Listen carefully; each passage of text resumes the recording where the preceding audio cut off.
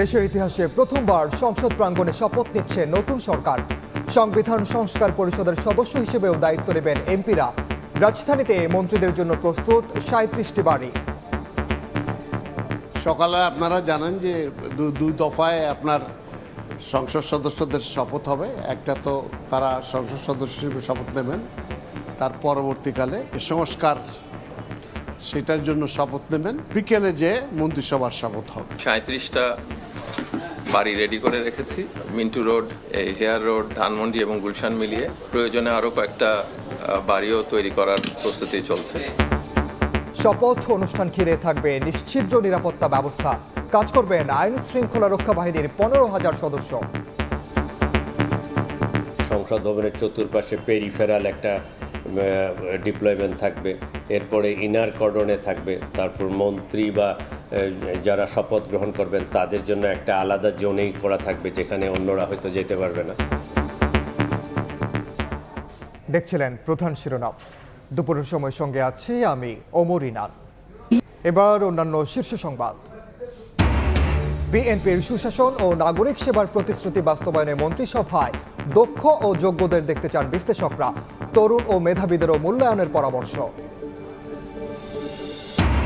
প্রধানমন্ত্রী হিসেবে শপথ নেওয়ার আগে তারেক রহমানকে শুভেচ্ছা জানাতে গুলশানে বিএনপি নেতাকর্মীরা। সন্ধ্যায় চরমোনাই পীরের বাসায় যাবেন বিএনপি চেয়ারম্যান। এবার সহ টানা 6 সংসদে বেশিরভাগ সদস্য ব্যবসায়ী, তবুও নিশ্চিত হচ্ছে না ব্যবসা বান্ধব পরিবেশ। দ্বিপাক্ষিক বাণিজ্যেও মিলছে না কাঙ্ক্ষিত সুবিধা। উপযুক্ত কাঠামোর তাগিদ।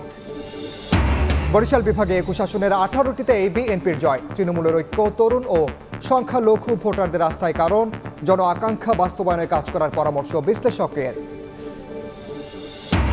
এবং রমজান ঘিরে পর্যাপ্ত ভোগ্যপণ্য আমদানির পরও নিয়ন্ত্রণে আসছে না দাম। খাতুনগঞ্জে কেজিতে বেড়েছে 5 থেকে 7 টাকা। ভোক্তা অধিকার সংরক্ষণ অধিদপ্তরের অভিযান।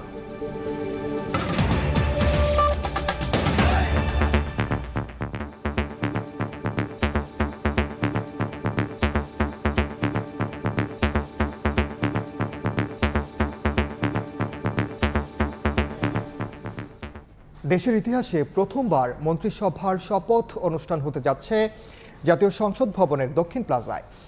মঙ্গলবার বিকেলে ঐতিহাসিক মুহূর্তের সাক্ষী হবেন 1000-এর বেশি দেশি বিদেশি অতিথি। সকালে প্রধান নির্বাচন কমিশনারের কাছে সংসদ সদস্য ও সংবিধান সংস্কার পরিষদের সদস্য হিসেবে শপথ নেবেন নবনির্বাচিত এমপিরা। বিকেলে রাষ্ট্রপতির কাছে শপথ নেবেন প্রধানমন্ত্রী ও মন্ত্রীরা।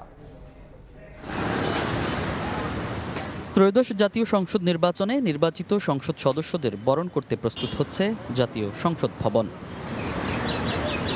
মঙ্গলবার নবনির্বাচিত এমপি এবং প্রধানমন্ত্রী ও মন্ত্রী পরিষদের শপথ সামনে রেখে সংসদ ভবনের দক্ষিণ প্লাজায় চলছে শেষ মুহূর্তের প্রস্তুতি। এমপিদের শপথ পড়াবেন প্রধান নির্বাচন কমিশনার, আর মন্ত্রিসভার সদস্যরা শপথ নেবেন রাষ্ট্রপতির কাছে।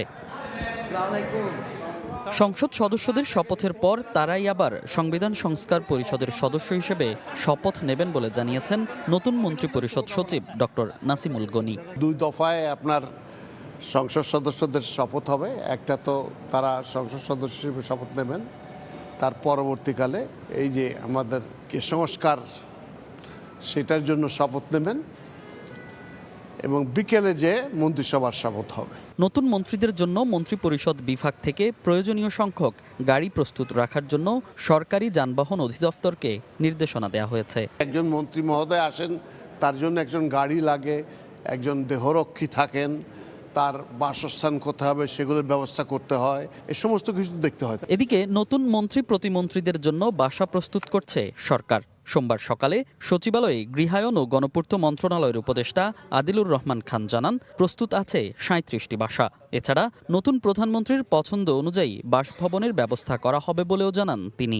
37টা বাড়ি রেডি করে রেখেছি। Mintu road, hair road, Dhanmondi এবং গুলশান মিলিয়ে এই পর্যন্ত এটা রেডি আছে। আর প্রয়োজনে আরও কয়েকটা বাড়িও তৈরি করার প্রস্তুতি চলছে। মঙ্গলবার সকাল 10টায় প্রধান নির্বাচন কমিশনারের কাছ থেকে শপথ নেবেন 297 আসনে নবনির্বাচিত সংসদ সদস্যরা।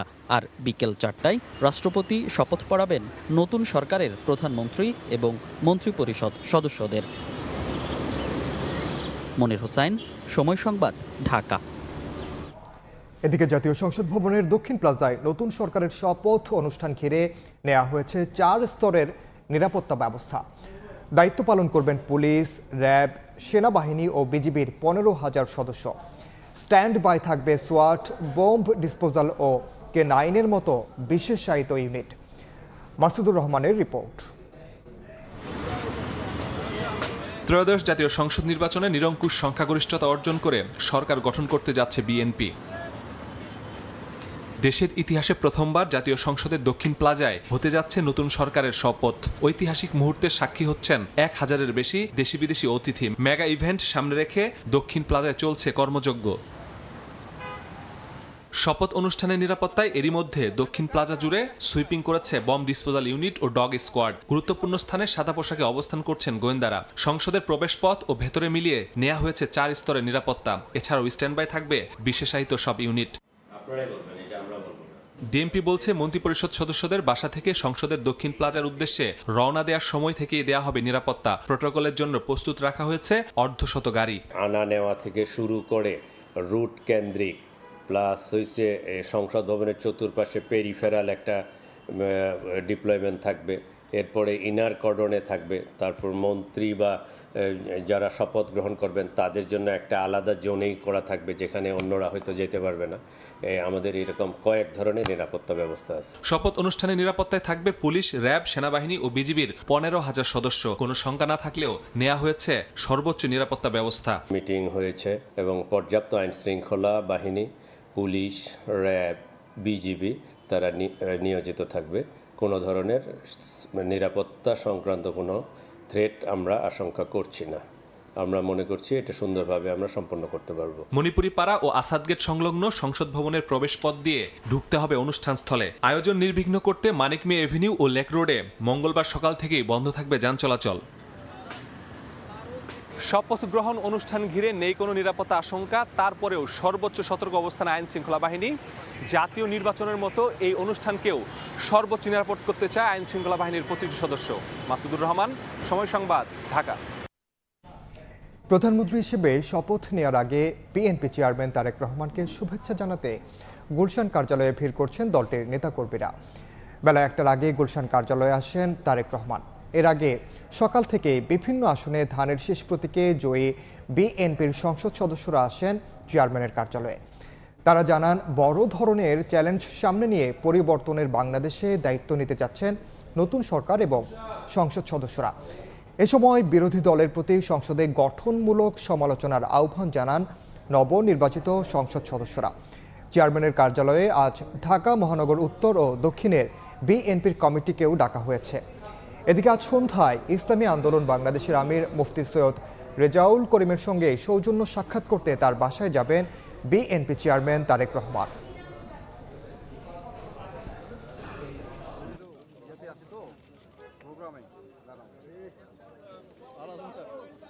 সাংবিধানিক ম্যান্ডেট, কনস্টিটিউশনাল ম্যান্ডেট হচ্ছে 2টা। একটা জাতীয় সংসদ সদস্য নির্বাচনে আর হচ্ছে রাষ্ট্রপতির নির্বাচন। জাতীয় সংসদের নির্বাচন অনুষ্ঠিত হয়েছে, নির্বাচন কমিশন কনস্টিটিউশনাল এটার দায়িত্ব। সংসদ সদস্যদের শপথ গ্রহণ অনুষ্ঠিত হবে ইনশাআল্লাহ আগামীকাল সকাল 10টায়। রেসপন্সিবিলিটি বেড়ে গেল, মানুষের প্রত্যাশার সাথে প্রাপ্তির একটা বিরাট সমন্বয়ের ব্যাপার আছে। আমাদের তৃতীয় বিশ্বের দেশ, এই সময়ে প্রথমত আসলে আইন শৃঙ্খলা, ল অ্যান্ড অর্ডার এবং শান্তি বজায় রাখাটা প্রথম চ্যালেঞ্জ। শুধুমাত্র বিরোধিতার কারণে বিরোধিতা নয়, কনস্ট্রাকটিভ বিরোধিতা অবশ্যই প্রয়োজন আছে। বিরোধী দল সমালোচনা করবে, গঠনমূলক সমালোচনা করবে, সরকারের ভুল ধরিয়ে দিবে এবং সরকার এবং বিরোধী দল মিলেই আমরা দেশটাকে এগিয়ে নেব।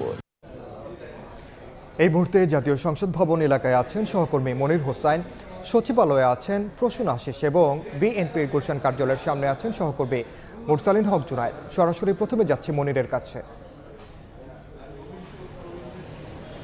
প্রথমবারের মতো জাতীয় সংসদ ভবনের দক্ষিণ প্লাজায় অনুষ্ঠিত হতে যাচ্ছে মন্ত্রী পরিষদ সদস্যদের শপথ গ্রহণ অনুষ্ঠান। সেই শপথ অনুষ্ঠানকে কেন্দ্র করে ব্যাপক প্রস্তুতি নেওয়া হয়েছে দক্ষিণ প্লাজার যেই সামনে এবং সেখানে এবং মানিক মিয়া অ্যাভিনিউর যে অংশ আছে সেই অংশতে, এবং কাল বিকেল 4টায় মন্ত্রী পরিষদ যারা মন্ত্রী হবেন, প্রতিমন্ত্রী হবেন, তাদের শপথ পড়াবেন রাষ্ট্রপতি মোহাম্মদ শাহাবুদ্দিন, এবং তার আগে সকাল 10টায় এই 297 আসনে নবনির্বাচিত যে সংসদ সদস্যরা আছেন তাদের শপথ পড়াবেন প্রধান নির্বাচন কমিশনার। তারা এমপি হিসেবে শপথ নেয়ার পরে সংসদ যেই জাতীয় সংবিধান রয়েছে সংবিধান সংস্কার পরিষদের সদস্য হিসেবে তারা পুনরায় শপথ গ্রহণ করবেন, এবং তারপরে বিকেলেই যারা মন্ত্রী পরিষদে থাকবেন তাদেরকে প্রতিমন্ত্রী হিসেবে শপথ পড়ানো হবে। তো এই অনুষ্ঠানকে কেন্দ্র করেই আমরা সকাল থেকেই দেখছি নানা যেই প্রস্তুতি সেগুলো নেওয়া হচ্ছে। বিশেষ করে নিরাপত্তা ব্যবস্থায় আমরা দেখেছি সেনাবাহিনী, র্যাব, তাদের ডগ স্কোয়াড থেকে শুরু করে তাদের যেই নিরাপত্তা ব্যবস্থাগুলো আছে তারা সেগুলো নিশ্চিত করার চেষ্টা করছিলেন। সেই সঙ্গে আমরা দেখেছি সিসিটিভি ক্যামেরা স্থাপন করা হয়েছে, এবং যেই অনুষ্ঠানস্থলে আরও যে আনুষঙ্গিক নিরাপত্তা সেসব নিরাপত্তা নিশ্চিত তারা ব্যাপক প্রস্তুতি নিয়েছে। সে সঙ্গে আমরা দেখেছি যে অতিথিরা যেখানে আসবেন, অতিথিরা যেখানে বসবেন সেই জায়গাগুলো ঠিক করা হচ্ছে, এবং চেয়ার এনে রাখা হয়েছে, চেয়ারগুলো বিন্যস্ত করা হবে, এবং যেই অতিথিদের জন্য সোফা রাখা হয়েছে সেগুলো ঠিক করা হচ্ছে। আমরা এখন পর্যন্ত আসলে যেটি জানতে পেরেছি, দেশি বিদেশি প্রায় 1200-র মতো অতিথি আমন্ত্রিত হয়েছেন, তারা এখানে আসতে পারেন। বিশেষ করে প্রধান উপদেষ্টার পক্ষ থেকে ভারত, চীন, পাকিস্তান সহ 13টি দেশের যেই রাষ্ট্রপ্রধান তাদেরকে আমন্ত্রণ জানানো হয়েছে, এবং আরও যে সার্কভুক্ত দেশগুলো সহ যেই বিদেশি যেই দেশ থেকে যেই অতিথিরা আসবেন তাদের জন্য এবং তাদেরকে বরণ করতে সব ধরনের প্রস্তুতি নেওয়া হচ্ছে দক্ষিণ প্লাজায়। তো এই ছিল সংসদ ভবনের দক্ষিণ প্লাজা থেকে আমার কাছে সবশেষ। আমরা যাব সচিবালয়, সেখানে আছেন আমাদের সহকর্মী প্রসূনাশিস। দেখুন, আর মাত্র একদিন, অর্থাৎ আগামীকাল বিকেলে নতুন মন্ত্রিসভার শপথ অনুষ্ঠানের মধ্য দিয়ে কিন্তু বর্তমান যে অন্তর্বর্তী সরকার, সেই অন্তর্বর্তী সরকারের উপদেষ্টা পরিষদের স্বয়ংক্রিয়ভাবেই বিলুপ্তি ঘটবে। যে কারণে সচিবালয়ে মূলত একদিকে যেমন চলছে বিদায়ের সুর, অর্থাৎ বিভিন্ন দপ্তরে উপদেষ্টাদের আনুষ্ঠানিকভাবে বিদায় দেওয়া হচ্ছে, আরেকদিকে নতুন যারা মন্ত্রিপরিষদ গঠনের পরে নতুন যারা মন্ত্রী হবেন তাদের বরণের জন্য নানা ধরনের প্রস্তুতি চলছে এখানে। আর সবচেয়ে যে আলোচিত বিষয়টি সেটি হচ্ছে কারা মন্ত্রী হবেন, প্রতিমন্ত্রী হবেন, উপমন্ত্রী হবেন, সেই আলোচনাটি এখানে রয়েছে। আর আগামীকাল মন্ত্রিসভার শপথ অনুষ্ঠানটি যাতে আনুষ্ঠানিকভাবে সুন্দরভাবে নির্বিঘ্নভাবে পরিচালনা করা যায় তার জন্য মন্ত্রিপরিষদ বিভাগ এবং এখানে তথ্য অধিদপ্তর তারা কিন্তু দিনরাত কাজ করে যাচ্ছেন। আমরা সকাল থেকেই যে বিষয়টি জানছিলাম যে মন্ত্রিপরিষদ বিভাগের পক্ষ থেকে মূলত কাদেরকে এই শপথ অনুষ্ঠানে নিমন্ত্রণ জানানো হবে, আমরা যেটা জেনেছি প্রায় 8 শতাধিক নিমন্ত্রিত অতিথি থাকবেন এই অনুষ্ঠানে। তাদের নিমন্ত্রণের যে কার্ডগুলো সেগুলো এখন রেডি করা হচ্ছে। আর পাশাপাশি তথ্য অধিদপ্তর থেকে কাজ করা হচ্ছে যে যারা গণমাধ্যমের ব্যক্তিত্বরা থাকবেন, গণমাধ্যমের সাংবাদিকরা থাকবেন, তাদের মূলত কাদেরকে নিমন্ত্রণ জানাবে সেই কাজগুলো হচ্ছে। এছাড়া এইখানে মূলত কিছুক্ষণ আগে আমরা মন্ত্রিপরিষদ সচিব, যিনি নতুন মন্ত্রিপরিষদ সচিব যিনি এসেছেন, নাসিমুল গনি, তার সঙ্গে আমরা জানতে চেয়েছিলাম। তিনি যেটি জানালেন স্পষ্ট করে যে কাল সকালে নবনির্বাচিত সংসদ সদস্যদের শপথ অনুষ্ঠান হবে, এবং তার পরপরই কিন্তু সংবিধান সংস্কার পরিষদের পক্ষ থেকে সংসদ সদস্যরা শপথ নেবেন, এবং বিকেলে হবে মন্ত্রিপরিষদের বা মন্ত্রিসভার সদস্যদের শপথ অনুষ্ঠান। মূলত এই ছিল সচিবালয়ের সবশেষ সংবাদ। আমরা গুলশানে বিএনপি কার্যালয়ে রয়েছেন আমাদের সহকর্মী মুরসালিন, তার কাছ থেকে জানবো বিএনপির পক্ষ থেকে যারা মূলত সরকার গঠন করবে তাদের কাছে থেকে কি নতুন তথ্য রয়েছে সেটি জানাবেন মুরসালিন। যে জাতীয় সংসদ ভবনের দক্ষিণ প্লাজায় যা সংসদ সদস্য এবং মন্ত্রিপরিষদের যে শপথ রয়েছে সেই বিষয়টি নিয়ে কিন্তু সব মহলেই এক ধরনের আগ্রহের জায়গা তৈরি হয়েছে, কেননা এবারের যেই সংসদ নির্বাচন পরবর্তী সরকার গঠন হচ্ছে সেখানে কিন্তু বেশ কিছু নতুনত্বের বিষয় রয়েছে, কেননা সংবিধান সংস্কারের একটি ব্যাপার রয়েছে, উচ্চ কক্ষ নিম্ন কক্ষ বিবিধ বিষয়ে আছে। এবারের যে সংসদ অনুষ্ঠিত হতে যাচ্ছে সেই জায়গাটিতে সার্বিকভাবে এখন পর্যন্ত আধা ঘন্টা সময়ের মধ্যেই ব্যবধানেই মূলত বিএনপির দুইজন সিনিয়র নেতা গণমাধ্যমের সঙ্গে কথা বলেছেন। বিএনপি স্থায়ী কমিটির সদস্য আমির খসরু মাহমুদ চৌধুরী এবং সালাউদ্দিন আহমেদ, তারা উভয়ে গণমাধ্যমে যে বিষয়টি জানিয়েছেন। আমির খসরু মাহমুদ চৌধুরী যেটি জানিয়েছেন যে সংসদে বিরোধী দলের যে গুরুত্বপূর্ণ অবস্থান সেটি আসলে সংবিধানেই উল্লেখ করা আছে এবং সরকারি দল হিসেবে তারা কিন্তু বিরোধী দলের যে গঠনমূলক আলোচনা এবং অবস্থান সেটি তারা প্রত্যাশা করেন এবং গঠনমূলক আলোচনার প্রতিটি বিষয়ই সরকারি দলের পক্ষ থেকে কিন্তু গ্রহণ করা হবে সাদরে, এমনটি তিনি জানিয়েছেন। পাশাপাশি বিএনপি স্থায়ী কমিটির আরেক সদস্য সালাউদ্দিন আহমেদের কাছে বেশ কিছু বিষয়ে জানতে চাওয়া হয়েছিল। প্রথমত যেটি যা এখন পর্যন্ত জানা গেছে যে আগামীকাল সকালে যে সংসদ সদস্যদের শপথ অনুষ্ঠিত হবে, তার পাশাপাশি কিন্তু সংবিধান সংস্কার পরিষদের যে শপথ একই সাথে অনুষ্ঠিত হওয়ার কথা রয়েছে এবং এই প্রেক্ষিতেই সালাউদ্দিন আহমেদের কাছে জানতে চাওয়া হয়েছিল যে প্রক্রিয়াটি আসলে কিভাবে সম্পন্ন হবে। তিনি যেটি বলেছেন যে এটি এখন পর্যন্ত নির্বাচন কমিশন অর্থাৎ নির্বাচন কমিশনার যেহেতু শপথ পড়াবেন, সেখানে ম্যান্ডেট আকারে যদি থেকে থাকে তাহলে সেই বিষয়টি পর্যবেক্ষণ করা হবে এবং সেভাবেই এই শপথের প্রক্রিয়াটি সম্পন্ন হবে বলে তিনি বলছেন। তবে যদি সেটি সংবিধানে অন্তর্ভুক্ত না থাকে সেক্ষেত্রে কি করা হবে তারা এখনও এই বিষয়টি নিয়ে পর্যবেক্ষণ করছেন। পাশাপাশি যেই বিষয়টি আরও জানার চেষ্টা করা হয়েছে যে ছায়ামন্ত্রীর একটি কথা উঠছে বিরোধী দলের পক্ষ থেকে, সেই জায়গাটির সেই বিষয়ের প্রেক্ষিতে সালাউদ্দিন আহমেদ যেটি বলেছেন যে বিভিন্ন দেশে বিশ্বে এই ছায়া মন্ত্রিসভার একটি প্রক্রিয়া কিন্তু রয়েছে এবং বাংলাদেশেও যদি এই ধরনের কোনো প্রক্রিয়া বিরোধী জোটের পক্ষ থেকে করা হয় তাহলে সরকারি দল সেই বিষয়টিকেও সাদরে তারা গ্রহণ করবেন, এমনটি জানিয়েছেন সালাউদ্দিন আহমেদ। এখন পর্যন্ত গুলশানে বিএনপি চেয়ারম্যান কার্যালয়ের সামনে থেকে এই ছিল সবশেষ খবর। সংসদ সদস্যদের পাশাপাশি মন্ত্রিসভার যে শপথ তার সবশেষ পরিস্থিতি জানাতে সরাসরি যুক্ত ছিলাম আমরা। গুলশানে ছিলাম জাতীয় সংসদ ভবনের দক্ষিণ প্লাজায় এবং সচিবালয়ে। এদিকে বিএনপির সুশাসন ও নাগরিক সেবার প্রতিশ্রুতি বাস্তবায়নে মন্ত্রিসভায় দক্ষ ও যোগ্যদের দেখতে চান বিশ্লেষকরা। তারা বলছেন অভিজ্ঞতার পাশাপাশি মন্ত্রিসভায় নবীন প্রবীণের সমন্বয় প্রয়োজন। বুলবুল রেজার রিপোর্ট।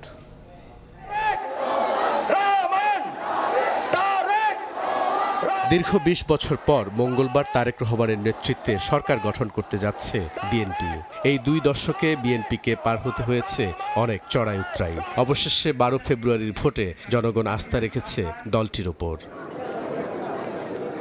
২১২ আসনের ভূমিধস বিজয়ের পর এখন রাজনৈতিক মহলে মূল আলোচনা নতুন মন্ত্রিসভা নিয়ে। সম্ভাব্য মন্ত্রীদের তালিকায় কাদের নাম থাকছে তা নিয়ে চলছে জল্পনা কল্পনা। বিএনপির মন্ত্রিসভা কেমন হওয়া উচিত, এমন প্রশ্নের উত্তরে বিশ্লেষকরা বলছেন সততার কোনো বিকল্প নেই, দক্ষতা আর অভিজ্ঞতা হওয়া উচিত অন্যতম মাপকাঠি। মন্ত্রী হবেন বা যারা এমপি হবেন তাদের মাথায় রাখতে হবে যে আমি মন্ত্রী হিসেবে ওই মন্ত্রণালয় বা এমপি হিসেবে ওই এলাকা, এটি আমার এলাকা বা আমার বাবার এলাকা, এই ভাবনাটা থেকে দূরে থাকতে হবে এবং তাহলেই কিন্তু একটা সঠিক সূচনা হবে বলে আমি মনে করি। আরও একটি গুরুত্বপূর্ণ বিষয় যে দুর্নীতিমুক্ত বাংলাদেশের কথা আমরা বলছি, এটি আমার বলতে কোনো দ্বিধা নাই, যেটি একদিনে হবে না, কিন্তু তার শুরুটা কিন্তু হবে এই মন্ত্রী পরিষদের প্রথম দিনের কাজ থেকে। অর্থ, বাণিজ্য, স্বরাষ্ট্র আর পররাষ্ট্র এই ৪ মন্ত্রণালয়ের মন্ত্রী বাছাইয়ে সর্বোচ্চ গুরুত্ব দেওয়ার পরামর্শ এই রাষ্ট্রবিজ্ঞানীর। একটা হলো স্পেশালাইজড নলেজ, নীতি নির্ধারণের যে জ্ঞান, আরেকদিকে তার রাজনৈতিক অভিজ্ঞতা, দুইটার মিশেল যাদের মধ্যে আছে তারা অধিকতর ভালো করবে।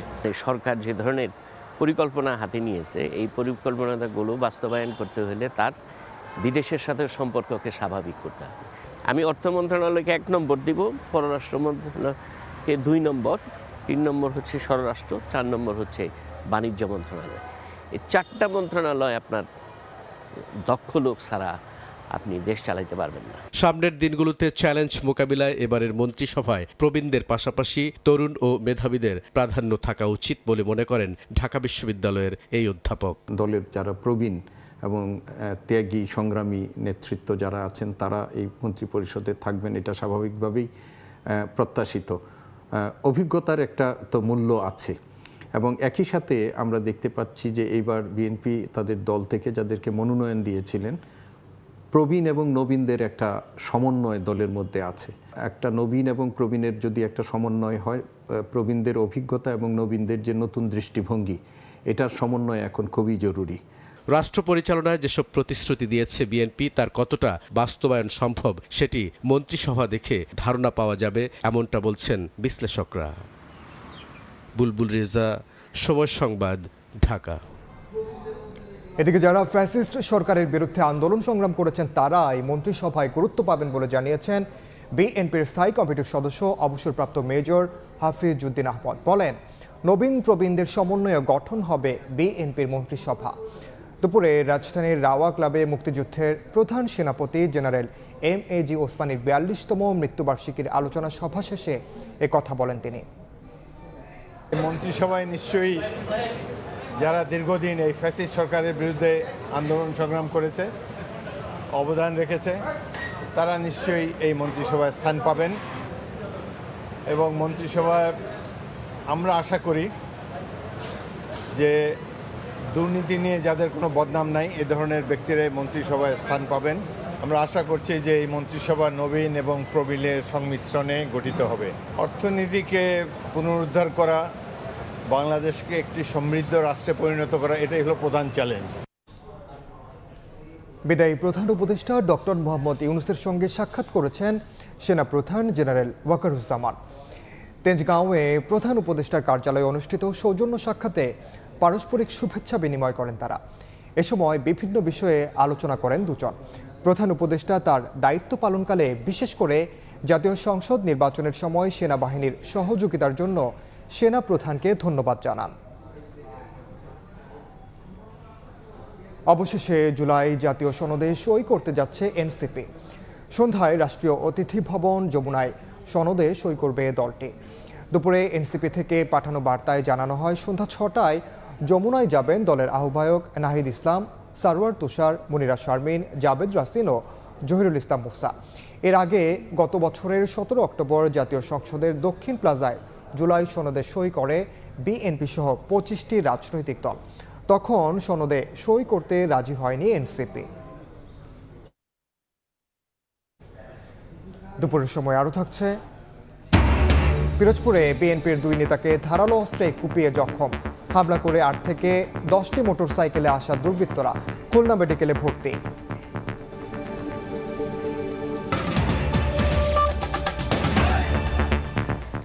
ত্রুটি বিচ্যুতি সত্ত্বেও এবারের নির্বাচন সুষ্ঠু ও অন্তর্ভুক্তিমূলক হয়েছে বলে মনে করেন টিআইবির নির্বাহী পরিচালক ইফতেখারুজ্জামান। রাজধানীর ধানমন্ডি কার্যালয়ে সংবাদ সম্মেলনে প্রার্থীদের হলফনামা ও নির্বাচন নিয়ে পর্যবেক্ষণ তুলে ধরে টিআইবি, যেখানে বলা হয় 99% প্রার্থী কোনো না কোনোভাবে নির্বাচনী আচরণবিধি লঙ্ঘন করেছেন। এবার সংসদে 236 জন কোটিপতি বলেও জানায় টিআইবি। সার্বিকভাবে নির্বাচন গ্রহণযোগ্য মাত্রায় সুষ্ঠু, অংশগ্রহণমূলক এবং প্রতিযোগিতামূলক ও অন্তর্ভুক্তমূলক হয়েছে। তা সত্ত্বেও নির্বাচনে প্রতিদ্বন্দ্বী দল এবং প্রার্থীরা অনেক ক্ষেত্রে আচরণবিধির প্রতিপালনে পুরোপুরিভাবে সক্ষম হয়নি। প্রচারণার ক্ষেত্রে যেটা দেখেছি, প্রতিটি স্তরে দল এবং প্রার্থীরা আচরণবিধির ব্যাপক লঙ্ঘন করেছেন। 99% প্রার্থী কোনো না কোনো আচরণবিধি লঙ্ঘন করেছেন, যার মধ্যে 58টি বিষয়ের উপরে কোনো না কোনো বিষয়ে আচরণবিধি তারা লঙ্ঘন করেছেন। এবার জাতীয় সংসদ নির্বাচনে বিজয়ীদের মধ্যে 59% পেশায় ব্যবসা। গতবার যা ছিল 67%। টানা 6 সংসদে অর্ধেকের বেশি সদস্য ব্যবসায়ী হলেও দেশে নিশ্চিত হচ্ছে না ব্যবসা বান্ধব পরিবেশ। দ্বিপাক্ষিক বাণিজ্যেও মিলছে না কাঙ্ক্ষিত সুবিধা, জানিয়ে হতাশ ব্যবসায়ী নেতারা। সার্বিক উন্নয়ন নিশ্চিতে ব্যবসা বান্ধব আইনি কাঠামো তৈরির তাগিদ অর্থনীতিবিদদের। সাইফুল ইসলামের রিপোর্ট। ত্রয়োদশ জাতীয় সংসদ নির্বাচনে বিজয়ী হয়েছে 297 জন। এর মধ্যে 59% পেশা হিসেবে ব্যবসা উল্লেখ রয়েছে নির্বাচনী হলফনামায়। দ্বাদশ জাতীয় সংসদ নির্বাচনে যা ছিল 67%। নির্বাচন কমিশনের তথ্য বিশ্লেষণে দেখা যাচ্ছে 2001 সাল থেকে 2026 সাল পর্যন্ত অনুষ্ঠিত 6টি জাতীয় সংসদ নির্বাচনে বিজয়ীদের মধ্যে অর্ধেকের বেশি পেশায় ব্যবসা। ব্যবসায়ী তো আমাদের এই যে সংসদের অধিকাংশ সদস্য হবে এটাই স্বাভাবিক, কারণ রাজনীতিটাই হয়ে গেছে ব্যবসা। আমাদের রাজনৈতিক সংস্কৃতিতে চরম অবক্ষয় হয়েছে। রাজনীতিটা এখন জনকল্যাণ নয়, তাদের জন্য ন্যায্য সুযোগ সুবিধা থাকতে হবে। তেমনিভাবে ব্যবসায়ীরা যাতে কোনো রকম মানুষের স্বার্থহানি না করতে পারে সেটা নিশ্চিত করতে হবে। সংসদে বেশিরভাগ ব্যবসায়ী হওয়া সত্ত্বেও বছর জুড়ে ব্যবসা বান্ধব পরিবেশের অভাবের অভিযোগ করেন ব্যবসায়ী নেতারা। নতুন সরকারের আইন প্রণেতারা যেন অর্থনীতিকে টেকসই করার উপযুক্ত নীতি কাঠামো তৈরি করেন সেই দাবি তাদের। সামগ্রিকভাবে দেশের আইনগুলোকে যেন ব্যবসা বান্ধব করা যায় সেই বিষয়ে আসলে ওনাদের লক্ষ্য রাখা উচিত, কারণ ওনারা কোন পেশার থেকে গেছেন সেটার থেকে দেশ আগে প্রাইভেট সেক্টরকে এগিয়ে নিয়ে যাওয়ার জন্য যে একটা ব্যবসা বান্ধব দুর্নীতিমুক্ত পরিবেশ এবং আইন শৃঙ্খলা পরিস্থিতি উন্নয়ন দরকার।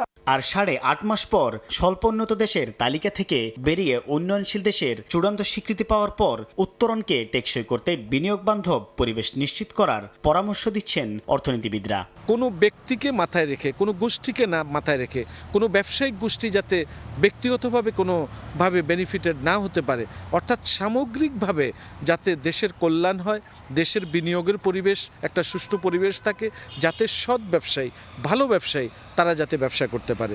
বিদেশি বিনিয়োগ আকর্ষণেও সরকারকে বিশেষ গুরুত্ব দিয়ে কাজ করার তাগিদ ব্যবসা ও অর্থনীতি সংশ্লিষ্টদের। সাইফুল ইসলাম, সময় সংবাদ, ঢাকা। নিরঙ্কুশ জয়ে 1.5 যুগ পর বরিশালের সবকটি আসনে আবারও ক্ষমতায় আসলো বিএনপি। দলটির নেতারা বলছেন, কেন্দ্র থেকে তৃণমূলের ঐক্যবদ্ধ শক্তি বিজয়ের বন্দরে পৌঁছাতে ভূমিকা রেখেছে। ধানের শীষের সমর্থকদের বাইরেও আস্থা রেখেছেন তরুণ ও সংখ্যালঘু ভোটাররা। এবার আস্থার প্রতিদান দিতে জন আকাঙ্ক্ষা বাস্তবায়নে কাজ করার পরামর্শ বিশ্লেষকদের। অপূর্ব অপুর রিপোর্ট। বহুকাঙ্ক্ষিত ত্রয়োদশ জাতীয় সংসদ নির্বাচনে ধানের শীষের জয় জয়কার। বরিশাল জেলার সবগুলো 6টি আসন ছাড়াও বিভাগের 21টি আসনের 18টিতেই নিরঙ্কুশ জয় বিএনপির। সংশ্লিষ্টরা বলছেন, বিভাগে তরুণ ভোটারদের সংখ্যায় 1/3, যারা এ নির্বাচনে মূল ফ্যাক্টর হিসেবে কাজ করেছেন। তরুণরা বলছেন, কর্মসংস্থান এবং পরিবর্তনের আকাঙ্ক্ষা থেকেই তারা ধানের শীষকে বেছে নিয়েছেন। সঙ্গে সংখ্যালঘু ভোটারদেরও সরব উপস্থিতিও দেখা গেছে ভোটের লাইনে। তাদের যে প্রতিশ্রুতি যে 1 কোটি কর্মসংস্থান তারা তরুণদের জন্য প্রদান করবে, এটি তরুণদের মনে জায়গা করে নিয়েছে। ভোটের মাঠে তরুণরা তারেক রহমানের উপরেই বিশ্বাস করছে এবং ধানের শীষে ভোট দিচ্ছে। পিরোজপুর, পটুয়াখালী ও বরগুনায় 1টি করে আসন হারিয়েছে বিএনপি। প্রতিপক্ষের চেয়ে গড় ভোট ব্যবধান 20,000-এর কম। অন্যদিকে জয় পাওয়ার আসনে গড় ব্যবধান অন্তত 50,000। এটি বরিশাল জেলা ও মহানগর বিএনপির দলীয় কার্যালয়। স্থানীয় নেতাকর্মীরা বলছেন, তাদের নিজের বাসাবাড়ির পর দ্বিতীয় ঠিকানা, দ্বিতীয় ঘর এই কার্যালয়।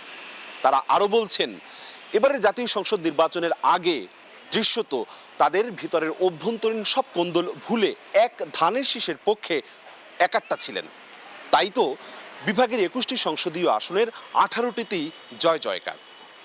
এখন তারা বলছেন, এই জয়ের স্বাদ অব্যাহত রাখতে দলকে আরও বেশি সুসংগঠিত করে নতুন এক বাংলাদেশ বিনির্মাণ করতে হবে। তারেক রহমান তার নেতৃত্বে বিগত স্বৈরাচারী সরকারের পতন হয়েছে। যারা গত 15-17 বছর দলে ছিল, মাঠে ছিল, আন্দোলনে ছিল, হামলা মামলা গুমের শিকার হয়েছে, এদের গুরুত্বটা অগ্রাধিকার দিয়ে আমরা দলটাকে সুসংগঠিত এবং গোছাতে চাই।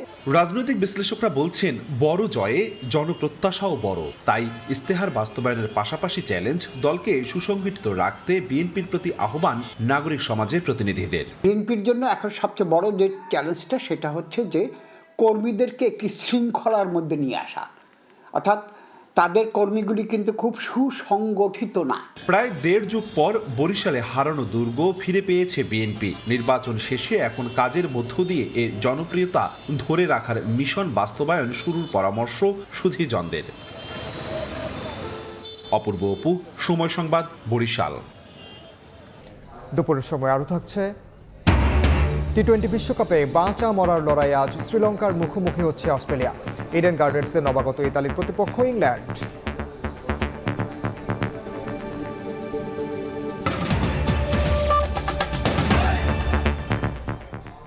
সিভিল এভিয়েশনের সাবেক প্রধান প্রকৌশলী হাবিবুর রহমানকে 2 দিনের রিমান্ডে জিজ্ঞাসাবাদ শুরু করেছে দুদক। দুপুরে কেন্দ্রীয় কারাগার থেকে দুদকের সেগুন বাগিচা কার্যালয়ে আনা হয় তাকে। 28 জানুয়ারি হাবিবুর রহমানকে গ্রেফতার করে সংস্থাটি। পরে 3 দিনের রিমান্ডের আবেদন করলে 2 দিনের রিমান্ডের আদেশ দেন ঢাকা মহানগর দায়রা জজ আদালত। 2025 সালের জানুয়ারিতে শাহজালাল সহ 3 বিমানবন্দরে উন্নয়নের নামে প্রায় 900 কোটি টাকা আত্মসাতের অভিযোগে 4টি মামলা করে দুদক। এসব মামলায় শেখ হাসিনার সাবেক নিরাপত্তা উপদেষ্টা তারিক আহমেদ সিদ্দিক, সিভিল এভিয়েশনের সাবেক প্রধান প্রকৌশলী হাবিবুর রহমান সহ সংশ্লিষ্ট 19 জনকে আসামি করা হয়।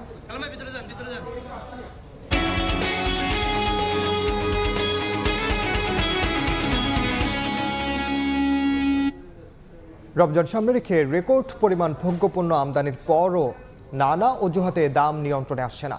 বিশেষ করে চট্টগ্রাম বন্দরের শ্রমিক ধর্মঘট ও নির্বাচনের বন্ধের অজুহাতে কেজিতে 5 থেকে 7 টাকা বেড়েছে সব ধরনের ভোগ্যপণ্যের দাম।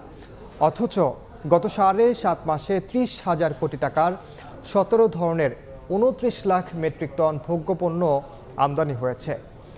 শাখাউত টিপুর ক্যামেরায় কমলদের রিপোর্ট। রমজানের ভোগ্যপণ্য বেচা কেনায় জমজমাট দেশের সবচেয়ে বড় পাইকারি বাজার চট্টগ্রামের খাতুনগঞ্জ। চট্টগ্রাম বন্দর দিয়ে আমদানি করা পণ্য 1 ঘন্টারও কম সময়ে চলে আসছে এই বাজারে। 14 ফেব্রুয়ারি পর্যন্ত 7.5 মাসে চট্টগ্রাম বন্দর থেকে 10,38,000 মেট্রিক টন পাম এবং crude oil 3 lakh metric ton চিনি খালাস হয়েছে। চলতি অর্থ বছরের এই সময়ের মধ্যে 17 ধরনের প্রয়োজনীয় পণ্য থেকে চট্টগ্রাম কাস্টম হাউসে শুল্ক পেয়েছে 47,438 কোটি টাকা। রমজান উপলক্ষে যে আমদানি হয়েছে এটা অবশ্যই বাজারে ইতিবাচক প্রভাব পড়বে এবং সরবরাহ অবশ্যই যথেষ্ট রয়েছে। জানুয়ারি মাসে পাইকারি পর্যায়ে সাধারণ মানের ছোলা 65 থেকে 70 টাকা এবং ভালো মানের ছোলা 74 থেকে 75 টাকায় বিক্রি হলো, এখন তা বিক্রি হচ্ছে 80 থেকে 85 টাকায়। সরবরাহ বন্ধ ছিল চট্টগ্রাম পৌরের জটিলতার কারণে, সেই কারণে প্রায় প্রত্যেকটি ছোলার মান বেঁধে 5 থেকে 6 টাকা দাম বেড়েছে। ছোলার মতো পরিস্থিতি খেজুরের বাজারও। শুল্ক হার 10% কমানোর সুবিধাকে কাজে লাগিয়ে 47,073 মেট্রিক টন খেজুর আমদানি হয়েছে বাংলাদেশে। নির্বাচন প্রক্রিয়া নিয়ে খেজুরের বাজারটা একটু অস্থির ছিল। টোটালি বলতে গেলে যেটা 1800-1900 টাকার বাজার সেটা 2200, অনেক জায়গায় 2300 পর্যন্ত হয়ে গিয়েছিল আর কি। এখন এটা কমে আসছে। দেশের ভোগ্য পণ্যের বাজার আমদানি নির্ভর হওয়ার কারণে এখানে নানা মাত্রায় চলে কারসাজি। বিশেষ করে রমজানকে সামনে রেখে যেসব ভোগ্যপণ্য আমদানি করা হয় নানা অজুহাতে চলে দাম বাড়ানোর প্রতিযোগিতা। চট্টগ্রাম বন্দরের শ্রমিক ধর্মঘটের কারণে অন্তত 7 দিন যেমন ভোগ্যপণ্যের সরবরাহ লাইনে সংকটের সৃষ্টিও করেছিল, তার সঙ্গে যুক্ত হয়েছিল জাতীয় নির্বাচনকে কেন্দ্র করে 2 দিনের সরকারি বন্ধ। তবে পরিস্থিতির উন্নতি হয়, সরবরাহ স্বাভাবিক হয়ে আসলো। দাম নিয়ন্ত্রণে এখনও প্রশাসন তেমন কোনো কার্যকর ভূমিকা নিচ্ছে না বলে অভিযোগ উঠেছে। নির্বাচনের কার্যক্রম শেষ, এই সময়টা যদি সরকার এই বিষয়গুলো দেখাশোনা করে মাল যে পর্যাপ্ত যে আমদানিগুলি আছে আমদানিগুলো যদি সমভাবে দেশের বিভিন্ন জায়গায় যায় তাহলে কিন্তু আসলে রমজানের সংকট হওয়ার কথা। রমজান মাসে দেশে 3 লাখ মেট্রিক টনের বেশি ভোজ্য তেল, 2.5 লাখ মেট্রিক টন চিনি, 1 লাখ মেট্রিক টন ছোলা এবং 80 থেকে 90 হাজার মেট্রিক টন খেজুরের চাহিদা রয়েছে। কমল দে, সময় সংবাদ, চট্টগ্রাম। রমজান উপলক্ষে টিসিবির বিশেষ বিক্রি কার্যক্রম শুরু হচ্ছে মঙ্গলবার। এতে স্মার্ট ফ্যামিলি কার্ডের পাশাপাশি দৈনিক আরও 1,80,000 জন বাজার মূল্যের চেয়ে কমে পণ্য কিনতে পারবেন। তবে কার্ডধারী সুবিধাভোগীর তুলনায় ট্রাক থেকে পণ্য কিনতে প্রতি প্যাকেজে 60 টাকা বেশি গুনতে হবে নিম্নবিত্তকে। একই ভোক্তা শ্রেণীকে লক্ষ্য করে চালানো একই কার্যক্রমে 2 রকম দাম নির্ধারণকে বৈষম্য হিসেবে দেখছেন অর্থনীতিবিদরা, যা সরকারের উদ্দেশ্যকে প্রশ্নের মুখে ফেলবে বলেই মনে করেন তারা। কামরুল হাসান সবুজের রিপোর্ট। নির্বাচনের পর রমজানের বেচাকেনায় ধীরে ধীরে সরগরম হচ্ছে রাজধানীর বাজার। বরাবরের মতো এবার পণ্যমূল্য বৃদ্ধির প্রবণতা না থাকায় স্বস্তির কথা ক্রেতা বিক্রেতার মুখে। আমি তো লিস্ট নিয়ে আসছি, এখানে রোজার আইটেম যা যা দরকার সবই আমি কিনতেছি। বেচা কিনি ভালোই আছে, আল্লাহ দিলে মালের কোনো শর্ট নাই। মুদিখানা মোটামুটি ওই তো আগের মতোই আছে, স্থিতিশীল মোটামুটি।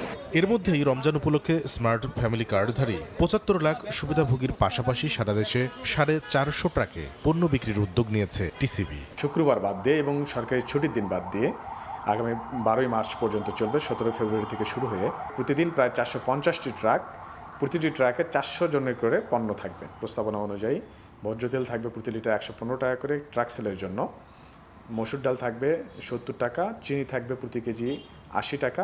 আর আমাদের নিয়মিত যে স্মার্ট কার্ডের বিপরীতে পণ্য বিক্রয় কার্যক্রম এটা আগের মতোই বহাল থাকবে। পণ্যের মূল্য তালিকায় দেখা যাচ্ছে স্মার্ট ফ্যামিলি কার্ডধারী সুবিধাভোগী যেখানে 2 লিটার সয়াবিন তেল পাবেন 200 টাকায়, সেখানে ট্রাক সেল থেকে কিনলে গুনতে হবে 230 টাকা। একইভাবে চিনি ও ডালে কেজি প্রতি 10 টাকা করে বেশি দাম নির্ধারণ করা হয়েছে টিসিবির ট্রাক সেলে। দুই শ্রেণীর মানুষের কাছে কিন্তু আমরা বিক্রি করছি না, আমরা একই শ্রেণীর মানুষের কাছে বিক্রি করছি, এবং সেটা যদি দুই রকমের দাম হয়, একই রকমের মানুষের ক্ষেত্রে একটা বড় রকমের বৈষম্য তৈরি হচ্ছে, এবং এই বৈষম্যটা কাম্য নয়। প্রতি ট্রাকে 400 জন সুবিধাভোগী হিসেবে দৈনিক 450 ট্রাক থেকে টিসিবির পণ্য কিনতে পারবেন 1,80,000 মানুষ। 20 দিন ধরে চলা এই বিপণন কার্যক্রমে মোটে সুবিধা পাবেন 36 লাখ মানুষ। ডাল চিনি তেলের বাড়তি মূল্যে প্রতি প্যাকেজে তাদের বেশি দিতে হবে 60 টাকা করে। এভাবে স্মার্ট কার্ডের তুলনায় ট্রাক সেলে 20 দিনে ভর্তুকি বাবদ সরকারের ব্যয় 21 কোটি 60 লাখ টাকা কমানোর পরিকল্পনা টিসিবির। অর্থনীতিবিদরা বলছেন, সরকারের ভর্তুকি কমাতে গিয়ে বাড়তি ব্যয়ের এই বোঝা নিম্নবিত্তের কাঁধে চাপিয়ে দুই রকম দামে পণ্য বিক্রিতে যে বৈষম্য তৈরি হবে তা প্রশ্নের মুখে ফেলবে সরকারের লক্ষ্য উদ্দেশ্যকে। এতে করে যেটা হবে যে এই সরকারের যে একটা ভালো উদ্দেশ্যে এই যে ট্রাক সেল এবং একই সঙ্গে যে ফ্যামিলি কার্ড, এটার মাধ্যমে যে খাদ্য কম দামে সরবরাহ করা, তো এই একটা ভালো কাজের কিন্তু এটা বদনাম হবে, এটা প্রশ্নবিদ্ধ হবে। আমি মনে করি যে এই দুটো যে প্রোগ্রাম, সেই প্রোগ্রামে আসলে একই দামে এই খাদ্যপণ্যগুলো সরবরাহ করা উচিত। এদিকে বছরব্যাপী ভর্তুকি মূল্যে টিসিবির পণ্য বিক্রির জন্য স্মার্ট ফ্যামিলি কার্ডের তথ্য হালনাগাদ কার্যক্রম চলমান রয়েছে বলে জানিয়েছে সংস্থাটি। কামরুল হাসান সবুজ, সময় সংবাদ, ঢাকা। নির্বাচন পরবর্তী প্রথম কার্যদিবসে জোরালো উত্থানের পরের দিনই কিছুটা চাপের মুখে পড়ে দেশের প্রধান পুঁজি বাজার ঢাকা স্টক এক্সচেঞ্জ।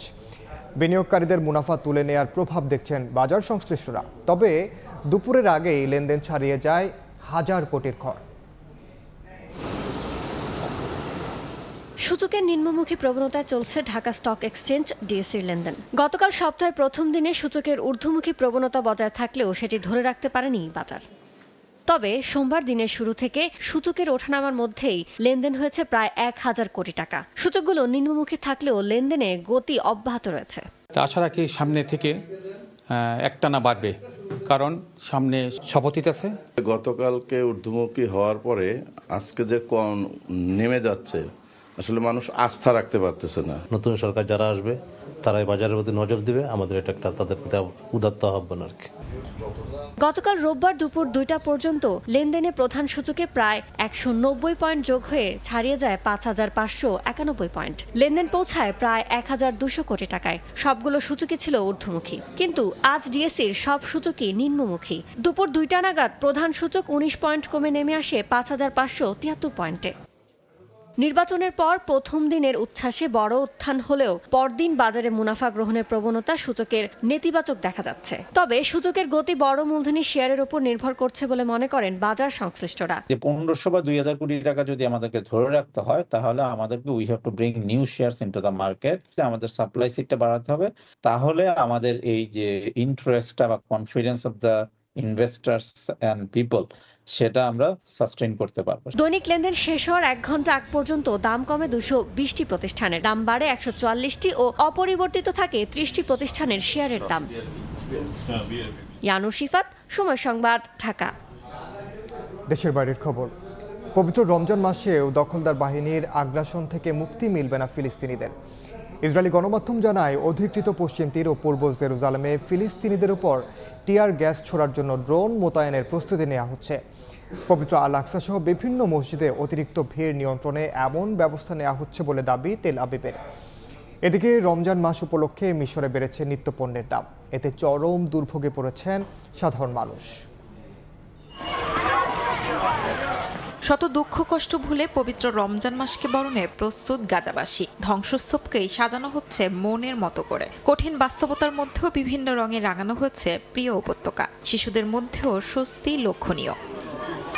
রমজানেও ফিলিস্তিনিদের ওপর আগ্রাসনের প্রস্তুতি নিচ্ছে ইসরায়েলি দখলদার বাহিনী। ইসরায়েলি গণমাধ্যম চ্যানেল 12 জানায়, রমজানে অধিকৃত পশ্চিম তীর ও পূর্ব জেরুজালেমে ফিলিস্তিনিদের ওপর টিয়ার গ্যাস ছোড়ার জন্য ড্রোন মোতায়েনের প্রস্তুতি নেওয়া হচ্ছে। এরই মধ্যেই পশ্চিম তীরে বাড়ানো হয়েছে নিরাপত্তা বাহিনীর সদস্য সংখ্যা।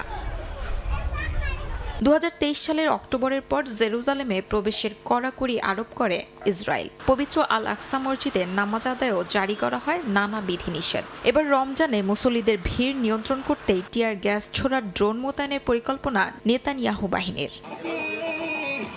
এদিকে মিশরের রাজধানী কায়রোর বাজারে রমজান মাস উপলক্ষে নিত্যপণ্যের দাম আকাশ ছোঁয়া।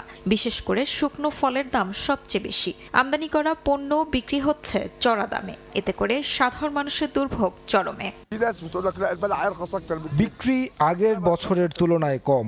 আমরা প্রতিটি জিনিসের জন্য 3টি ক্যাটাগরি নিয়ে এসেছি, দামি, মাঝারি এবং সস্তা। বিশেষ করে সব আমদানি পণ্যের দাম বেড়েছে। সবকিছুর দাম বেড়েছে, বিশেষ করে শুকনো ফলের। হেজেলনাটের দাম আকাশ ছোঁয়া, তাই চীনা বাদাম কিনবো।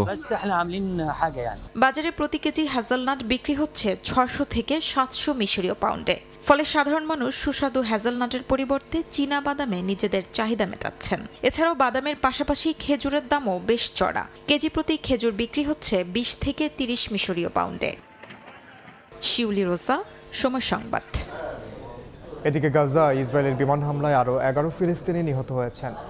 ইসরায়েলি বাহিনীর দাবি, হামাস যুদ্ধবিরতি চুক্তি লঙ্ঘন করায় আন্তর্জাতিক আইন মেনে সুনির্দিষ্ট লক্ষ্যবস্তুতে হামলা চালানো হয়েছে। দখলদারদের এই আগ্রাসনের মধ্যে উপত্যকা পুনর্গঠন ও মানবিক সহায়তার অংশ হিসেবে বোর্ড অফ পিসের সদস্য রাষ্ট্রগুলো $500 কোটি বেশি অর্থ প্রদানের অঙ্গীকার করেছে। এর মধ্যে অধিকৃত পশ্চিম তীরে বিশাল এলাকা রাষ্ট্রীয় সম্পত্তি হিসেবে নিবন্ধনের প্রস্তাব অনুমোদন দিয়েছে ইসরায়েল। নেতানিয়াহু সরকারের এমন পদক্ষেপের নিন্দা জানিয়েছে হামাস। খেলার খবর, টি-20 বিশ্বকাপের খবর জানাবো। গ্রুপ বিতে বাঁচা মরার ম্যাচে মাঠে নামছে অস্ট্রেলিয়া। প্রতিপক্ষ টেবিল টপার স্বাগতিক শ্রীলঙ্কা। কোয়ার্টার ফাইনালের আশা বাঁচিয়ে রাখতে এই ম্যাচে জয় পেতেই হবে 3 নম্বরে থাকা অজিদের। ম্যাচ শুরু বাংলাদেশ সময় সন্ধ্যা 7:30টায়। বাঁচা মরার লড়াইয়ে আগে জিম্বাবুয়ে ম্যাচ দলের পারফরমেন্স অস্ট্রেলিয়ার বড় দুশ্চিন্তার কারণ। সে ম্যাচে মাত্র 2 উইকেটে ফেলতে পেরেছিল জাম্পা স্টোয়নিসরা। ব্যাটিংয়েও ছিল হতশ্রী অবস্থা।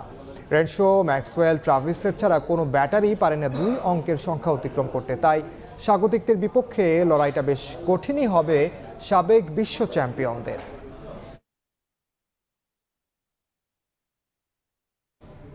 এ পর্যায়ে শীর্ষ সংবাদগুলো জানিয়ে দিচ্ছে আরেকবার। ইতিহাসে প্রথমবার সংসদ প্রাঙ্গণে শপথ নিচ্ছে নতুন সরকার। সংবিধান সংস্কার পরিষদের সদস্য হিসেবেও দায়িত্ব নেবেন এমপিরা। মন্ত্রীদের জন্য প্রস্তুত 37টি বাড়ি। ফ্যাসিবাদ বিরোধী আন্দোলনে অবদান রাখা নেতারা গুরুত্ব পাবেন মন্ত্রিসভায়, জানালেন মেজর হাফিজ। বিরোধী দলের ছায়া সংসদকে স্বাগত জানালেন সালাহ উদ্দিন। এবং এবার সহ টানা 6 সংসদে বেশিরভাগ সদস্য ব্যবসায়ী, তবুও নিশ্চিত হচ্ছে না ব্যবসা বান্ধব পরিবেশ। দ্বিপাক্ষিক বাণিজ্যেও মিলছে না কাঙ্ক্ষিত সুবিধা। উপযুক্ত কাঠামোর তাগিদ।